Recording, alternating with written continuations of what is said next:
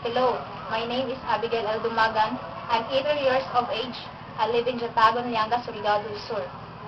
In fact, I'm completing my senior year at Surigao del Sur State University, Lianga campus. I'm taking up a Bachelor of Science in Computer Science with a major of programming. I already have experience by doing a calculator program and also a database and software development. In the last 2 years, I've been attended the seminars and have a certification of participation and recognition in 4th Congress of Computer Society in February 20 to 21 at the Butuan City. My eligibility is a well passer in February 2016.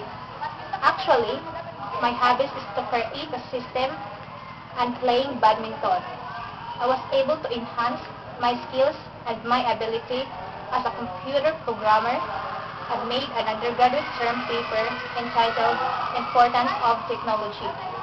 And also, I have experience to disassemble and assemble a computer and installing the program. You can doc me, this is my email, gaildumagan@gmail.com. Thank you so much for taking your time to listen.